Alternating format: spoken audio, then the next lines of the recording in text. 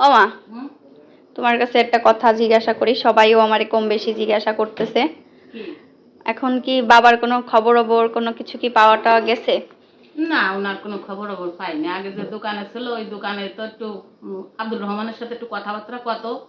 এখন সে দোকানে ফোন দিলি আমাকে দোকানে নাই, কোয়ানি গেছে আমরা জানি না, আমাকে দোকানের আশেপাশেও কোনো জায়গা নাই। তাহলে এখন তোমার সংসার বা আব্দুর রহমান কিভাবে কি চলাফেরা করতেছে কি দেখি, তারপরে খাওয়া দাওয়া কেমনে কি করতেছো? ওই যে সেলাই মেশিনে একটু কাজ কাম করতেছি। আর আর ওই যে তুমি একটু দাও মাঝে মধ্যে, তাই দিয়ে টিয়ে চলতেছি। কি করবো আমি ভাবতেছি যে দেখি কিছু ব্যাগ ট্যাগ বানান যায় নাকি, ওই বস্তা কিনে ওই সেলাই মেশিনে ব্যাগ সেলাই করবো। দেখি এই মাসে ইচ্ছা আছে কয়েকটা 3 পিস আইনা দেওয়ার তোমারে। দেখি যদি টাকা পয়সা হয় কয়েকটা 3 পিস তোমারে আইনা দেবো, ঘরে বসে বসে তুমি বিক্রি টিক্রি করবা।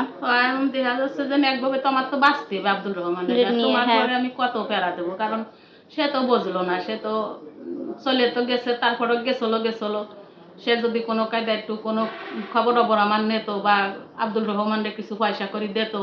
এই যে ছোট মানুষ কত পথ আটিয়ে যায় আসে, ফিরে আবার রাত্রিও অত অত দূরিতে একা একা আসে যায়, আটিয়ে যায় আসে, কতদিন টাকা দিতে পারি, তুমি দিলি তো দিতে পারি, তুমি না দিলি তো পারি না। ফিরে সবসময় তোর মেশিনে কাজ হয় না, সবসময় তো সবার কাছে টাকা থাকেও না, এই কারণে আর কি। এই যে আমাকে একটা পরিবার না, দুইটা পরিবার চালাইতে হয়। তোমার ঘর ভাড়া 6,000, এইটা 7,000, সব তো মিলাই ঝিলেই চলতে হয়। তাই সবাই দোয়া করিয়েন আমাদের জন্য।